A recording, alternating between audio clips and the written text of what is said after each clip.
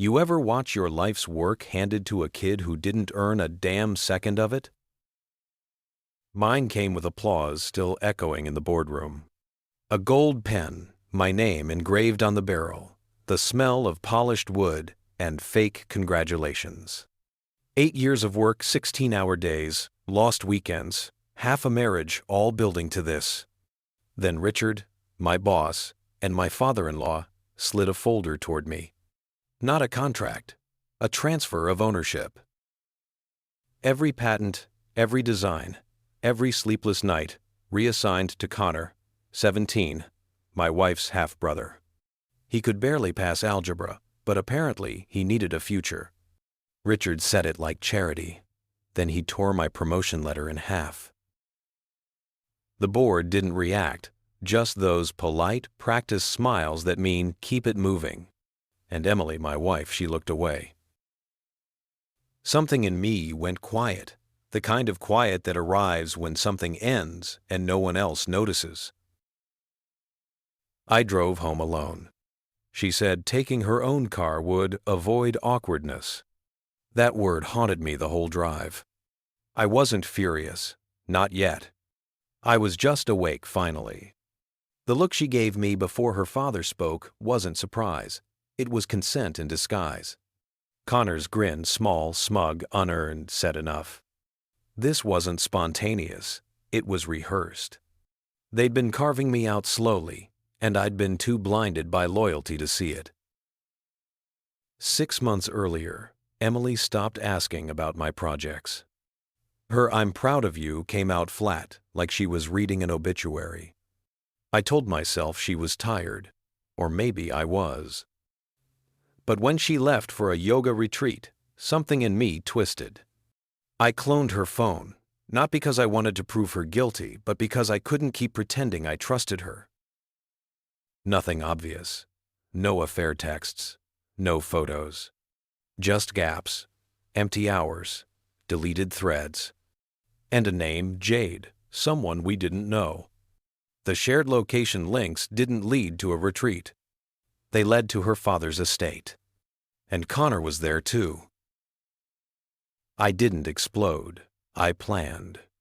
Hired a private IP firm, paid double, and told them to be fast. A week later, I had the proof, the emails, the signatures, the cover documents, and one message from Emily that made my hands shake when I read it. Once it's under Connor's name, the valuation goes through him. They'll have to cut him in before the merger.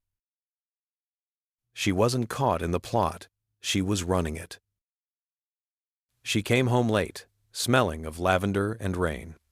I was waiting in the kitchen. The same counter where we used to laugh over burnt pasta now felt like a crime scene.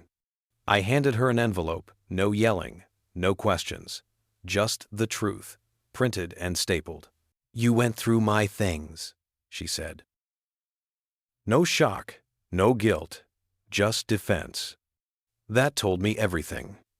I studied her face, not the one I married, but the one that lied to me while smiling.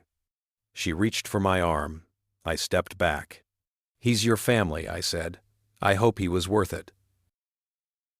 No denial, no apology. Just calculation flickering behind her eyes, already rewriting her version of the story.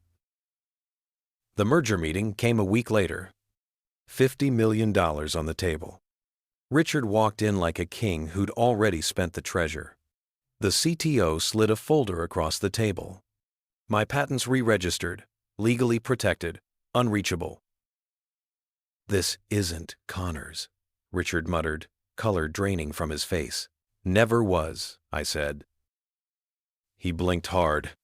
"But you signed?" "I did," I said, cutting him off. A blank page. "You forgot to ask what else I changed." Silence hit the table like a dropped hammer. Someone cleared his throat. Another shifted his chair. I dropped their forged copy, the one they pushed across the table and expected me to sign, now worthless. "You tried to steal from me," I said. "Now I own the merger." No one spoke. Richard looked like a man who'd just realized the fire he set had burned his own house first. I stood, buttoned my jacket, and walked out before anyone remembered how to breathe. That night, Emily called 4 times. One voicemail made it through.